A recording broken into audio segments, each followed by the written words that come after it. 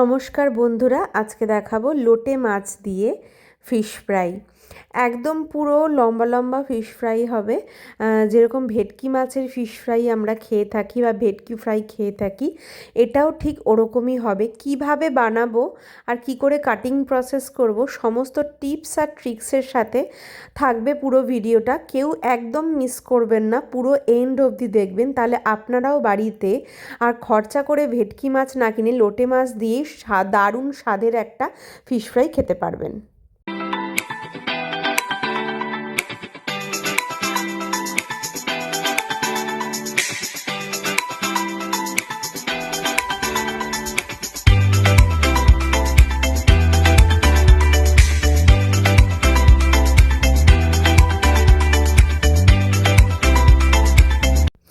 যেহেতু লোটে মাছ দিয়ে বানাচ্ছি, তাই জন্য লোটে মাছ তো অবশ্যই লাগবে। আমি এখানে 4টে ফিশ ফ্রাই বানাবো, তাই আমি 4টে লোটে মাছ নিয়েছি।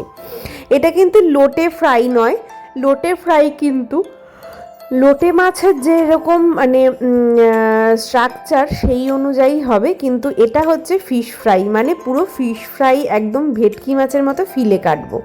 তার জন্য ছুরির দ্বারা কীরকম মাঝখানে পেটটা দেখেছেন তো, একদম লম্বালম্বিভাবে কেটে নিচ্ছি। যেমন দেখাচ্ছি ঠিক এরকমই কাটবেন। আপনারা চাইলে পুরোটাই কেচি দিয়ে দিয়ে কাটতে পারেন। আমার মনে হয় যে ছুরি দিয়ে মাঝখান দিয়ে পেটটা এরকম সোজা করে কেটে দিলে সুবিধা হবে, তাই আমি এভাবে কেটেছি। এইভাবে কেটে মাঝখানের যে শিরদাঁড়াটা, মানে যে মাছের যে মিডিলের যে হাড় মতো মানে ওই কাঁটাটা আছে, সেটা আমাকে বার করতে হবে। তো এইভাবে আমি কেটে নিচ্ছি পুরো মাছটা।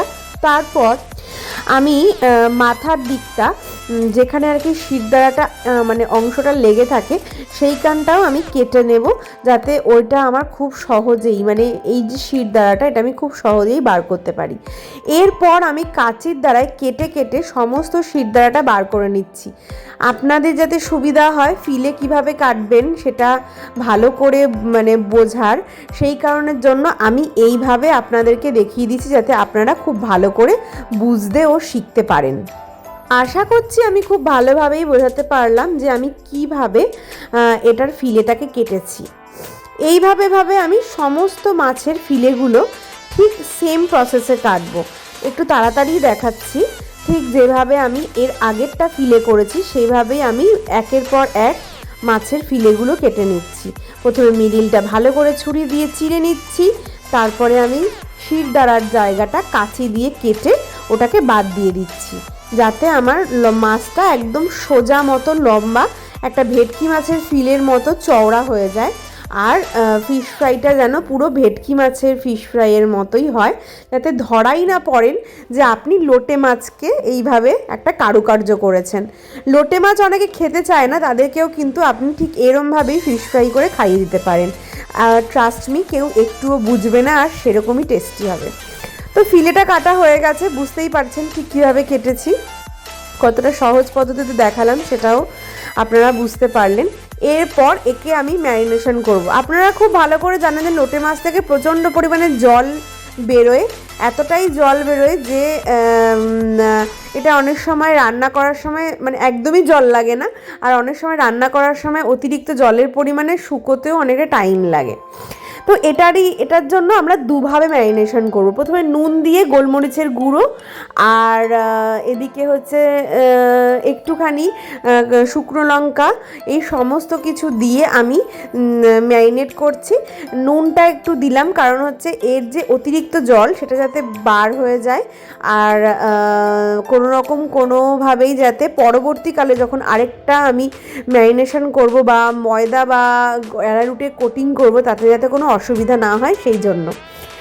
আর এখানে আমি লেবু দিলাম, আমি হাফেরও মানে কম একটুখানি লেবু দিয়েছি, যেহেতু আমার লোটে মাছের পরিমাণটা কম। আপনারা মাছের পরিমাণ অনুযায়ী মানে লেবুটা ইউজ করবেন।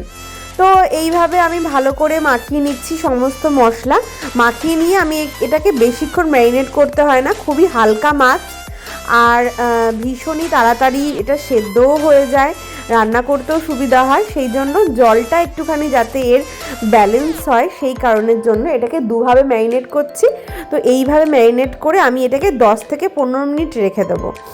এই ম্যারিনেশনটা হয়ে গেলে আমি এটাকে বন্ধ করে রেখে দেব।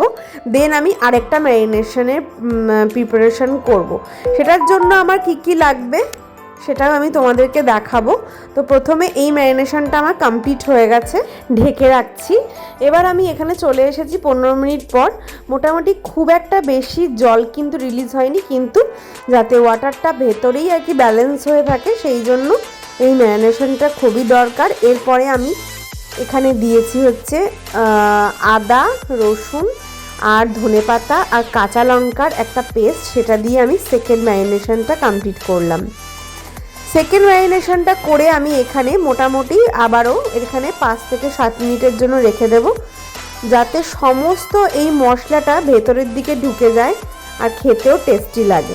5-7 মিনিট পরে চলে এসেছি। এখানে দেখো দুভাগে ভাগ করে দিয়েছি, একদিকে কর্নফ্লাওয়ার আর একদিকে ময়দা। তো বুঝতেই পারছো কালার ডিফারেন্সের জন্য। এরপর এর মধ্যে লঙ্কার গুঁড়ো দিচ্ছি গোলমরিচের গুঁড়ো, দেব পরিমাণ মতো লবণ। এই সমস্ত কিছু দিয়ে এই ময়দাটাকে ভালো করে মিশিয়ে নেব। মিশিয়ে নিয়ে মাছগুলো এর মধ্যে দিয়ে একটা হালকা কোট করে নেব, অবশ্যই শুকনো একটা কোট করছি। তো মাছগুলো এর মধ্যে দিলাম, দিয়ে একের পর এক শুকনো মতো আমি একটা কোট করে নিচ্ছি। এরপরে এটার ওপরে আরেকটা কোটিং হবে। আপনারা চাইলে কিন্তু এটা ফিশ কবিরাজি এবং ফিশ বাটারফ্রাইও বানাতে পারেন। যদি কমেন্টে জানান যে ইন্টারেস্টেড, তাহলে এরপরে এই ভিডিওগুলো নিয়ে আসবো। তো যাই হোক, একে একে সমস্ত মাছগুলো আমি এভাবে কোটিং করে নিলাম। আমার সমস্ত মাছ কিন্তু কোট কমপ্লিট হয়ে গেছে। এরপরে আমি এগুলোকে একটা আরেকটা কোট করব, সেটা দেখাচ্ছি কি কি করব। এই বাবা, ডিমটা পড়ে গেল। যাই হোক, ডিমের খোসাটা ওর মধ্যে পড়ে গেছিলো, খোসাটাকে আমি তুলে ফেলে দিলাম, সরি। তো এরপরে এর মধ্যে একটুখানি লঙ্কার গুঁড়ো সামান্য, যেহেতু অলরেডি মাছে এবং অ্যারারুটে দেওয়া ছিল সেই জন্য। তা আর এর মধ্যেও আমি দিলাম হচ্ছে অল্প একটু অ্যারারুট মতো, দিয়ে ভালো করে মিশিয়ে নিচ্ছি। এরপরে না আমার ওই যে মাছগুলো যখন কোটিং করেছিলাম তখন যে অ্যারারুটটা বেঁচে ছিল, ভাবলাম সেটাও এর মধ্যে দিয়ে দিই, কারণ এটার মধ্যে তো মশলা মাখাই আছে, এখানে নষ্ট হবে, একটুখানি লাগতো আমার, তাই আমি এখান থেকেই নিয়ে দিয়ে দিয়েছি। আপনারা চাইলে স্কিপ করতে পারেন, আপনারা চাইলে আলাদা করে ময়দা দিতে পারেন। যেহেতু এর মধ্যে নুন টুন সব মেলানোই ছিল, সেই জন্য আমি এখান থেকেই নিয়ে নিলাম। নিয়ে দেখলাম যে চামচের দ্বারা এটা আমি কিছুতেই পারছি না, যেহেতু কিছু কিছু জায়গায় দলা পাকিয়েছিল, ওই মাছের যে আর কি জলটা হয় সেই জন্যই আর কি দলা পাকিয়েছিল। সেই জন্য আমি হাতের দ্বারাতেই ভালো করে এটা মেল্ট করে নিলাম, তারপর চামচের দ্বারায় এটাকে মানে মেশানোর চেষ্টা করলাম। এবার এই যে দেখিয়ে দিলাম কিভাবে আমি এটা কোট করেছি। দেন আমি আবার এটাকে বিস্কুটের গুঁড়োয় কোট করব, প্লাস এটার মধ্যে যেরকম ফিশ ফ্রাই কোট করে ঠিক সেরকমভাবেই কোটিং হবে। তো বিস্কুটের গুঁড়োতে ফার্স্টে দিলাম, দিয়ে হালকা একটু মিশিয়ে নিচ্ছি। তারপরে আমি যে ডিম আর ময়দার যে মিশ্রণটা বানিয়েছিলাম সেটার মধ্যে আমি হালকা করে কোটিং করলাম। করে আমি আবারও এটাকে ওই বিস্কুটের গুঁড়োর মধ্যে কোটিং করছি। আপনারা চাইলে ব্রেড ক্রাম্বসে করতে পারেন, কিন্তু আমি বলবো ফিশ ফ্রাই যেহেতু খাচ্ছেন অবশ্যই বিস্কুটের গুঁড়োর মধ্যেই কোটিং করবেন, তাহলে বেশি টেস্টি আর বেশি ভালো লাগবে। তো আমার এখানে কোটিংগুলো হয়ে গেছে, আমি একের পর এক সমস্ত মাছ আমি কোটিং করে নেব। কোটিং করে আমি একে একে সব মাছগুলো প্লেটে সাজিয়ে রাখবো। একে একে 4টে মাছই আমার কোটিং করা কমপ্লিট হয়ে গেছে। এবার আমার ফ্রাই করে নেওয়ার পালা। তো আমার 4টে মাছ কোটিং কমপ্লিট। দেখে মনে হচ্ছে না একদম পুরো ফিশ ফ্রাই? ঠিক তাই, একদম ফিশ ফ্রাই, অবশ্যই ভেটকি মাছের ফিশ ফ্রাইয়ের মতোই কিন্তু লাগছে। একটা প্যান নিয়ে নিয়েছি, তার মধ্যে সাদা তেল নিয়েছি, আমি এখানে 1 কাপ মতো সাদা তেল ইউজ করেছি। এবার ভেজে নেব। আমি একটা ভুল করেছি, সেটা তোমরা অবশ্যই ঠিক করো। সেটা হচ্ছে আমি বাড়তি বিস্কুটের গুঁড়ো যেগুলো লেগেছিল সেগুলো আমি ঝাড়তে ভুলে গেছিলাম, তাই জন্য আমার প্রথম যে ফিশ ফ্রাইটা ওটা ভাজার সাথে সাথেই আমার অয়েলটা অনেকটা বেশি পরিমাণে নষ্ট করে দিয়েছে, মানে কালো কালো যে ডাস্টটা ওটা পড়েছে।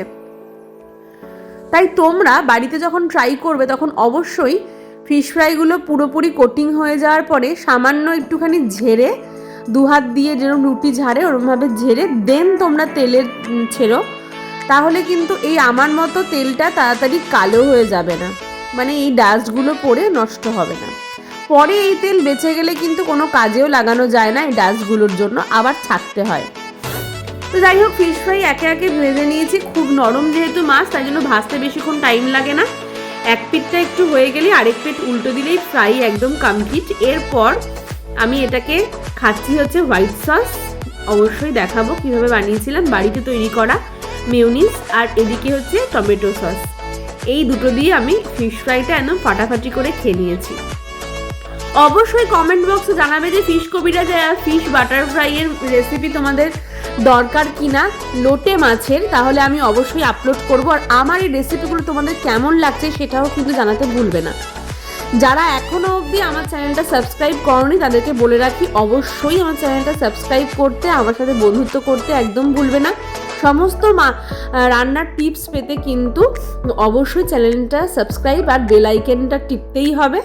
তো আমার এই ভিডিওটা এখানেই শেষ করব। কেমন হয়েছে দেখতেই পাচ্ছ, মাছটা দেখে কিন্তু মনেই হচ্ছে না যে এটা লোটে মাছ।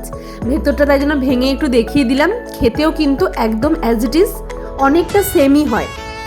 তো চলো সবাই ভালো থেকো, অনেক অনেক ভালোবাসা সবাইকে। আবার আসবো, আবার দেখা হবে। তো এখন টাটা।